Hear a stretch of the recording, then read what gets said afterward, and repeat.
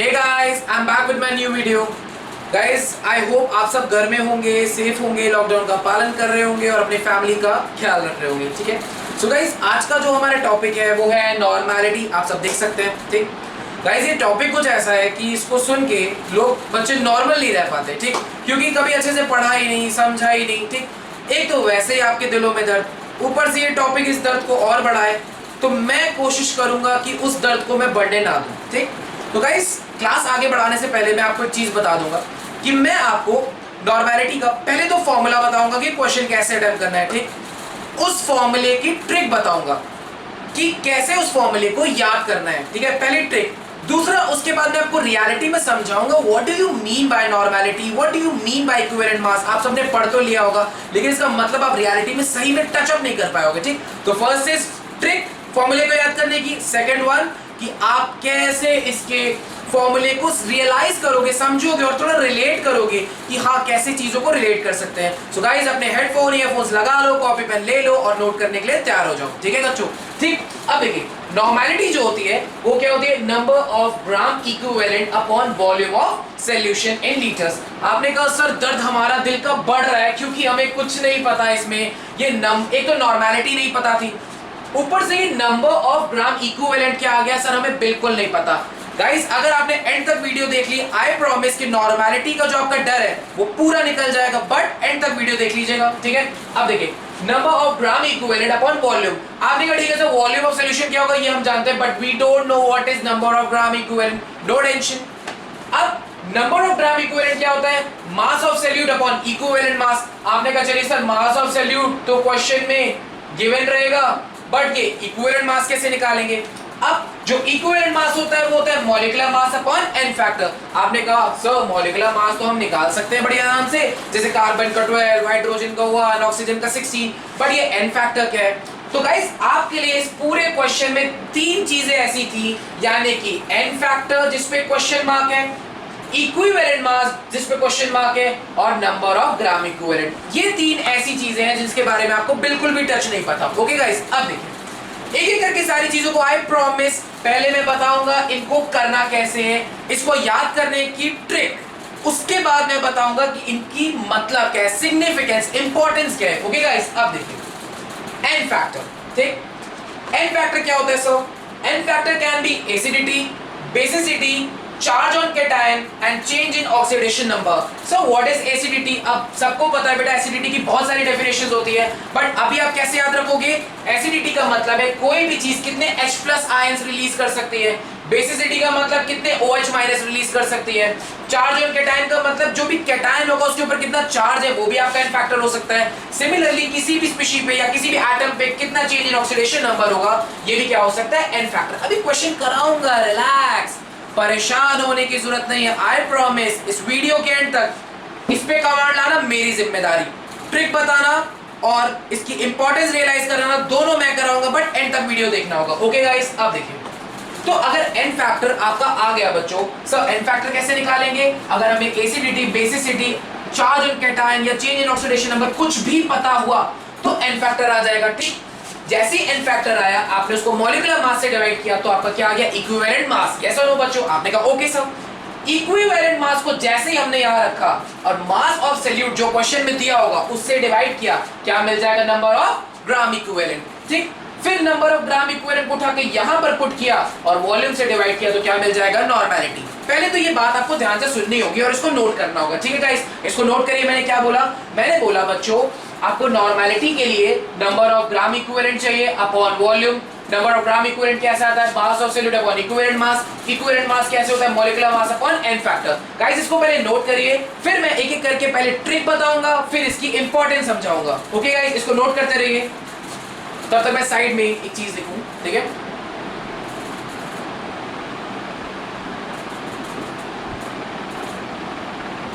अरे बच्चों note note note note note, अरे आप दिल के दर्द को पक्का कम करेंगे हम, टेंशन नॉट।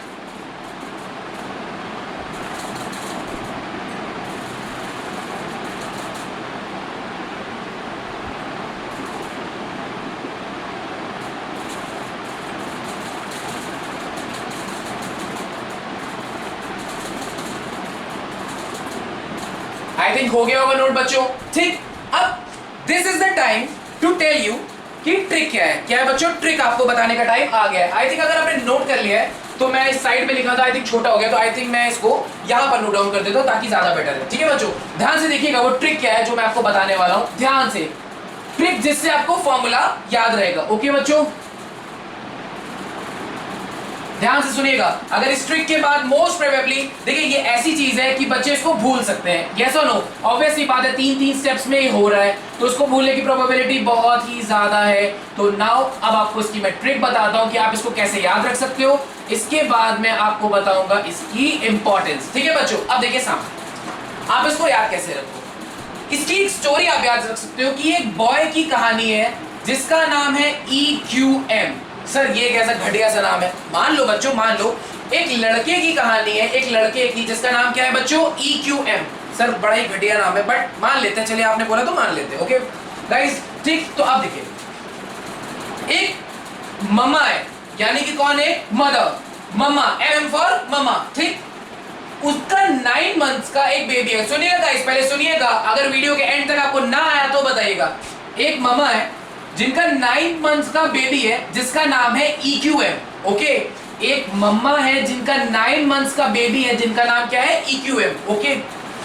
EQM के ऊपर मोमोज की चटनी गिर गई, किसकी सर, EQM के ऊपर मोमोज, मोमोज से आपको ये MOS याद रहेगा, ओके। मोमोज की चटनी गिर गई तो वो रोने लग गया और उसकी नोजी बहने लग गई। क्या बहने लगी गाइस, नोजी, यस। बहुत ही वियर्ड है सुनने में बट आपको बहुत रिलेट करेगा फॉर्मूला याद रहने में, क्योंकि इतना बड़ा आपको याद नहीं रह सकता, ठीक।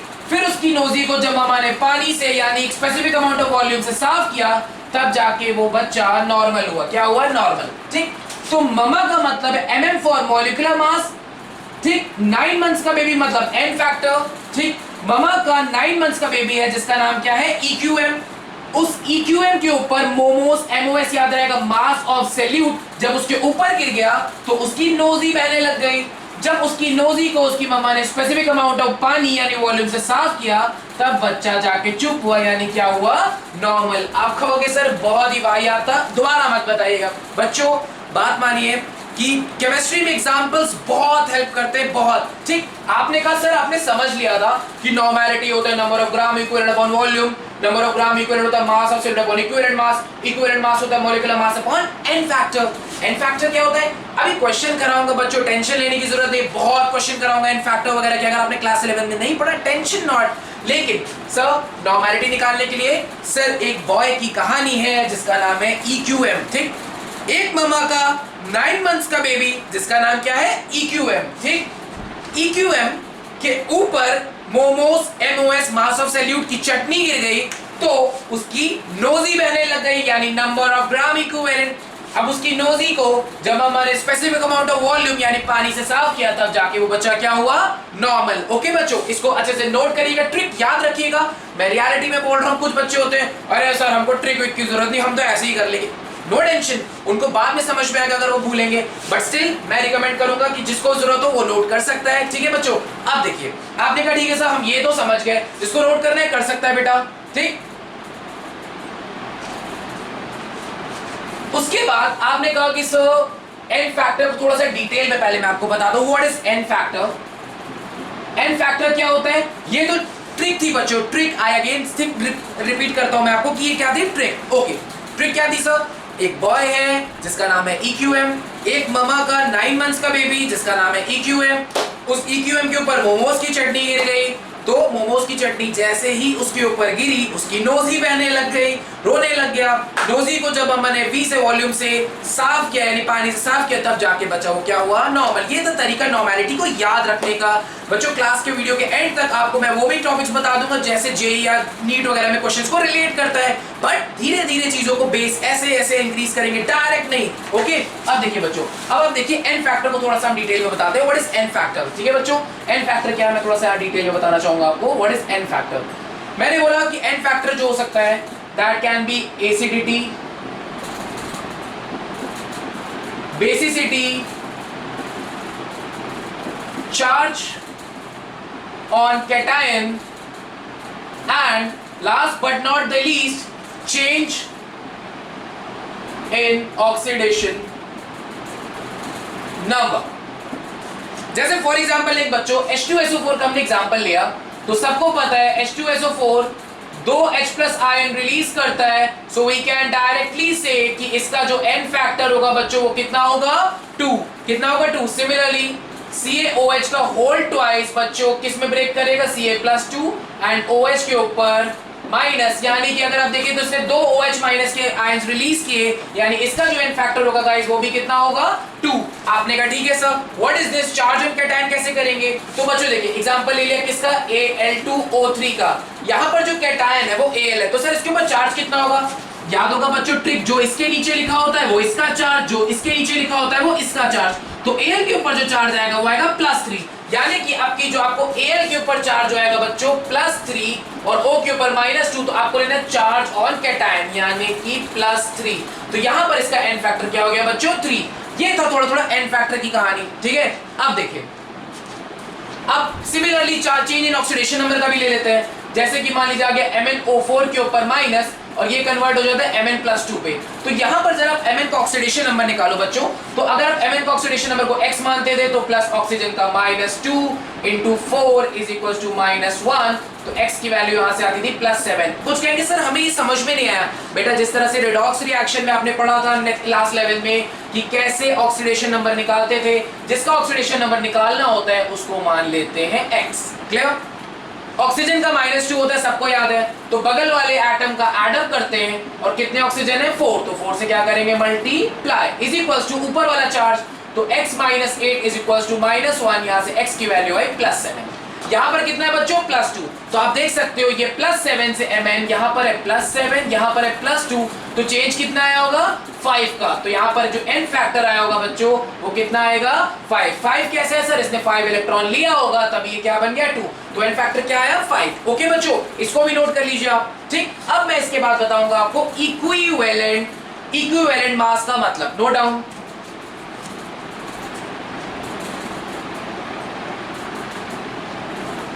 गाइस अब बढ़ते हैं धीरे धीरे आगे की तरफ कि सब इक्विवेलेंट मास कैसे निकालते हैं। पहले तो मैं बताऊंगा इसको निकालते कैसे हैं, उसके बाद मैं आपको बताऊंगा इसकी सिग्निफिकेंस क्या है, ठीक। सबने पढ़ लिया कि सर इक्विवेलेंट मास जो होता है वो होता है molecular mass upon n factor. बच्चों मम्मा का 9 मंथ्स का बेबी जिसका नाम था EQM, याद आया? मम्मा का 9 मंथ्स का बेबी जिसका क्या नाम था EQM, उसके ऊपर मोमोज की चटनी पड़ गई तो उसकी नोजी बहने लग गई, नोजी को स्पेसिफिक अमाउंट ऑफ वॉल्यूम से 20 से साफ किया तो बच्चा नॉर्मल हो गया। ओके, बहुत ही घटिया सर, दोबारा मत बताइएगा। अरे बेटा यही सब याद रखिएगा आप, कोई टेंशन नॉट, यही सब याद रहेगा बाद में, ठीक। अब देखिए, अभी तक अब बहुत भाग लिए जानी, अब तो समझने का टाइम आ गया है कि what is equivalent mass. Molecular mass सब निकाल लेते हैं, कोई टेंशन नहीं, क्या है सबको पता है, बट इक्विवेलेंट मास से बहुत भाग लिया बच्चों, अब आपको समझने का टाइम है। आज समझ लो, उसके बाद कभी पेट में दर्द नहीं होगा, ठीक। अब देखिए, सबसे पहले जैसे कि अगर हम लोग बात करते हैं H2SO4 की, तो इसका जो मॉलिक्यूलर मास होता है, क्या मॉलिक्यूलर मास, वो कैसे कैलकुलेट करते हैं? हाइड्रोजन का 1 × 2 प्लस सल्फर का 32 प्लस ऑक्सीजन का 16 × 4, तो सॉल्व करने पे आता है 98 ग्राम्स। इतना क्लियर बच्चों? ग्राम्स के टर्म्स में लिया हमने तो 98 ग्राम्स, ये हो गया इसका molecular mass. Sir equivalent mass क्या होगा बच्चों इसका?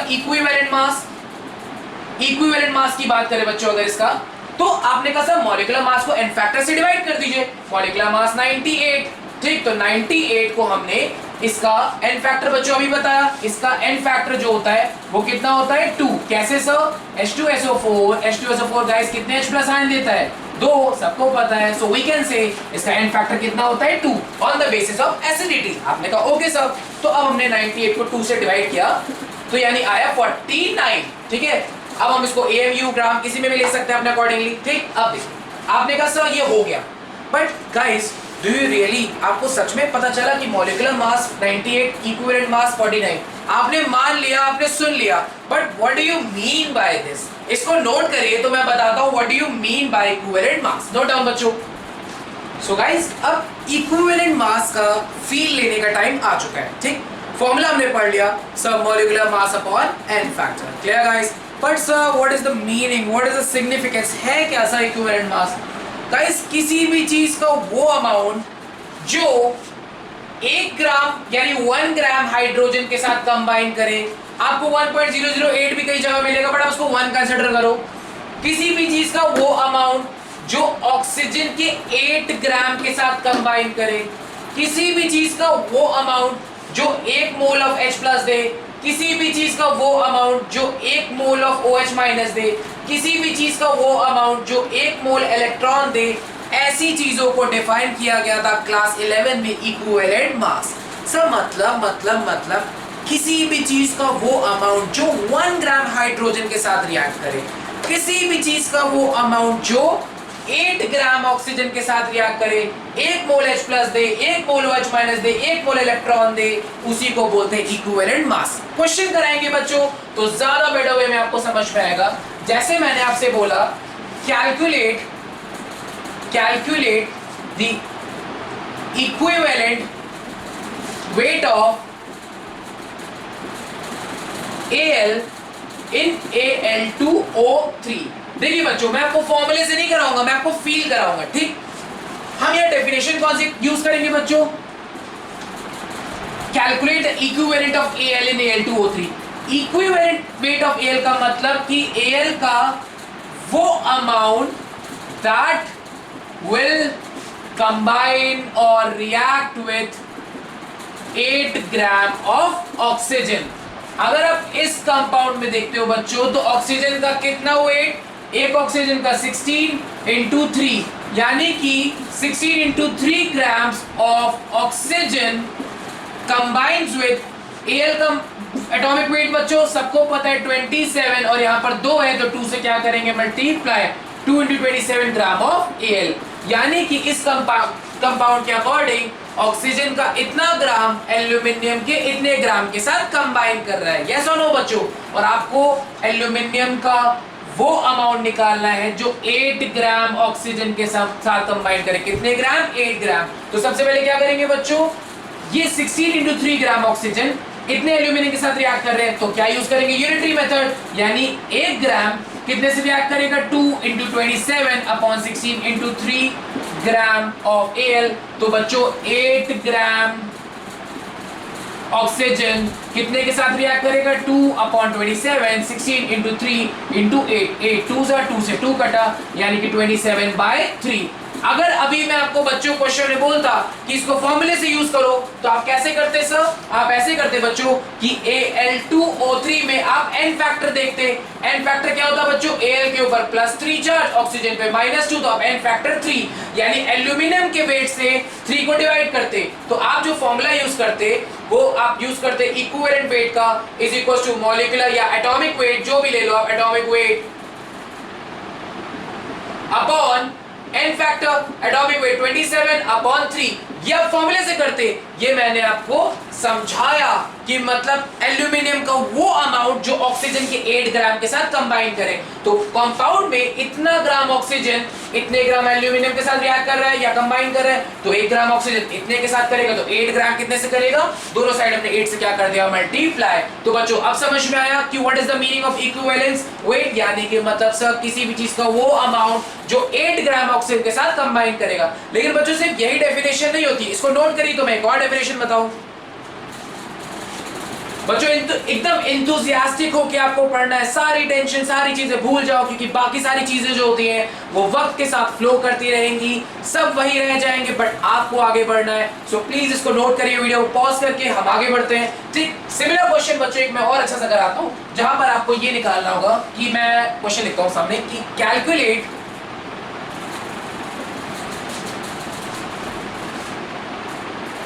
Equivalence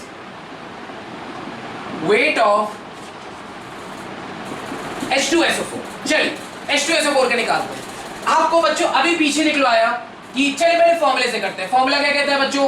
equivalence weight is equals to, लिख देता हूं अच्छे से इसको ताकि आप लोग नोट कर सको, is equals to molecular mass upon n factor.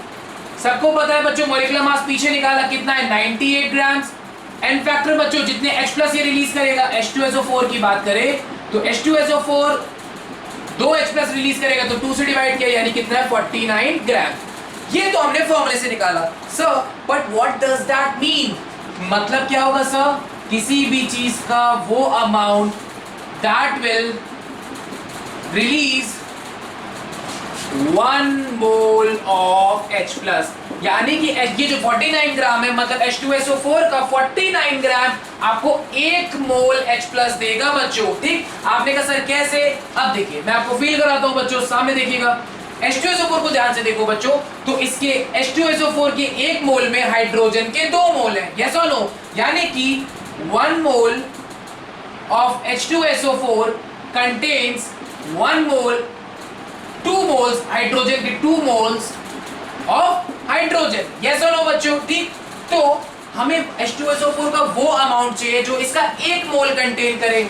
तो अगर यहाँ पर 1 मोल चाहिए तो इस 2 को यहाँ पर डिवाइड कर दो यूनिटरी मेथड के अकॉर्डिंग। तो यानी कि अगर 1 मोल H2SO4 के 2 मोल H को कंटेन करता है तो इसके हाफ मोल में बच्चों आपको कितना मिल जाएगा? 1 मोल ऑफ H प्लस, जिसे हम बोलते हैं इक्विवेलेंट वेट। अब बच्चों सबको पता है कि जो मोल होता है बच्चों, क्या होता है? मोल। उसको 1 मोल को डायरेक्टली आप उसके मॉलिक्यूलर मास के बराबर लिख सकते हो।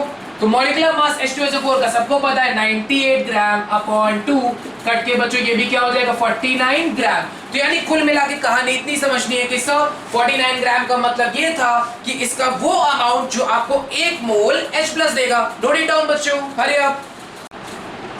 अब गाइस नॉर्मैलिटी में एक छोटा सा क्वेश्चन करते हैं। ठीक, लिखा हुआ है calculate the normality of 15 gram H2SO4 in 90.9 ml of solution. यानी कि एक कंटेनर है जिसमें कोई सॉल्यूशन होगा जिसका वॉल्यूम दिया है 90.9 ml। आपने कहा ओके सर। 15 ग्राम इसका मास ऑफ सॉल्यूट दिया हुआ है बच्चों। आपने कहा ओके सर। गाइस स्ट्रेटजी पता होनी चाहिए कि फॉर्मूला नहीं आप तो हो ही नहीं सकता ये चैप्टर। ओके ठीक, अब बच्चों नॉर्मैलिटी का फॉर्मूला याद करने के लिए सर वाली ट्रिक, कौन सी ट्रिक? एक ममा का 9 मंथ्स का बेबी जिसका नाम EQM भाई साहब के ऊपर मोमोज या की चटनी यानी कि मास ऑफ सॉल्यूट की चटनी पड़ गई, भाई साहब की नोज ही निकल गई, यानी रोने धोने लग गए। जब मम्मा ने वी वॉल्यूम से उसको साफ किया तब जाके बेचारे नॉर्मल हुए। ओके बच्चों, तो नॉर्मैलिटी का फॉर्मूला नोजी का मतलब सबसे ऊपर नोजी यानी कि number of gram equivalent upon बच्चों वॉल्यूम, यस और नो? यस और नो बच्चों? ठीक, मैंने उल्टा कैसे लिखवाया था? ममा यानी कि मॉलिक्यूलर मास का 9 मंथ्स का बेबी EQM, यस और नो बच्चों? Equivalent mass. ठीक, फिर मास ऑफ सॉल्यूट कहने का सेंस है EQM के ऊपर जब मोमोज की चटनी पड़ गई तो बेचारे की नोजी निकल गई। नोजी का मतलब है नंबर ऑफ ग्राम इक्विवेलेंट। बच्चों क्या आपको n फैक्टर पता है H2SO4 का? आपने कहा यस सर। कितना होता है बच्चों? 2। कैसे?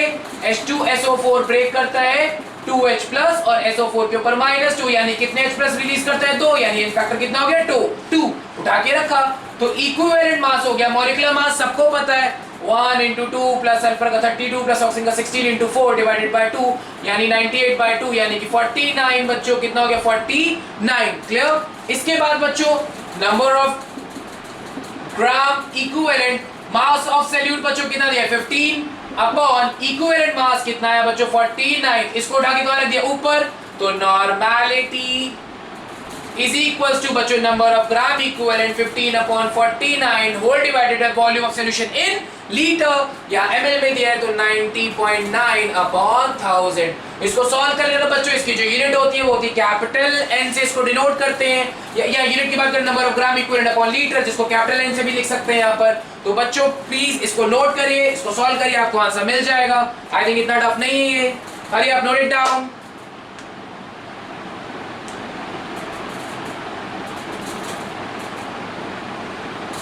तो गाइस कुल मिला के हमने क्या सीखा कि सर मोलैरिटी का मतलब होता था एक स्पेसिफिक अमाउंट ऑफ वॉल्यूम में कितने मोल्स ऑफ सॉल्यूट है। मोलैरिटी का मतलब होता था 1 kg सॉल्वेंट में कितने मोल्स ऑफ सॉल्यूट है। उसी तरह से नॉर्मैलिटी का मतलब एक स्पेसिफिक अमाउंट ऑफ वॉल्यूम में कितने नंबर ऑफ ग्राम इक्विवेलेंट है। इक्विवेलेंट का मतलब मैं समझा चुका हूं, किसी भी चीज का वो अमाउंट जो 1 gram hydrogen 8 gram oxygen 1 mole of H+ release करे, 1 मोल ऑफ OH- रिलीज करे, 1 मोल ऑफ इलेक्ट्रॉन रिलीज करे और उसको ग्राम के टर्म्स पे लेंगे तो वो क्या हो गया, नंबर ऑफ ग्राम इक्विवेलेंट। तो ये वन ऑफ द मेथड है to express concentration. Okay guys, अब बहुत इंपॉर्टेंट कॉम्पिटिटिव लेवल में ये एक रिलेशन जरूरी होता है नॉर्मेलिटी और मोलैरिटी के बीच में। तो बच्चों नॉर्मेलिटी का फॉर्मूला मैं बता चुका हूं, number of gram equivalent upon volume, आपने कहा yes sir. Number of gram equivalent का फॉर्मूला बच्चों mass of solute upon equivalent mass, आपने कहा यस सर।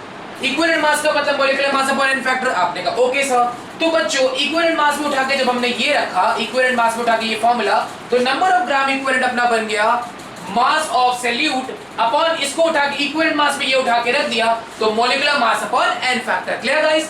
अब mass of solute upon molecular mass, mass of solute upon molecular mass, ये तो क्या होता है बच्चों मोल्स, और ये n फैक्टर कहां आ गया ऊपर यानी n factor.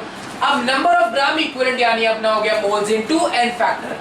Number of gram equivalent को उठा के हमने ऊपर रख दिया तो नॉर्मेलिटी आ गई moles into n factor upon volume. और बच्चों मोल्स अपॉन वॉल्यूम ही क्या होता है, मोलैरिटी। आई अगेन रिपीट, इसको उठा के इसमें रखा तो नंबर ऑफ ग्राम इक्विवेलेंट बन गया mass of solute upon mole, या इसको उठा के रिप्लेस किया तो molecular mass upon n factor. बच्चों mass of solute upon molecular mass ही होता है मोल्स, n फैक्टर कहां गया ऊपर, इसको उठा के पूरे को यहां रख दिया तो नॉर्मेलिटी आ गई moles upon volume into n factor. Moles upon volume होता है बच्चों मोलैरिटी इनटू n फैक्टर। ये बहुत ही स्टार रेटिंग फार्मूला है बच्चों नॉर्मेलिटी का, मोलैरिटी इनटू n फैक्टर। तो n फैक्टर आप सबके लिए आपको निकालने आता है।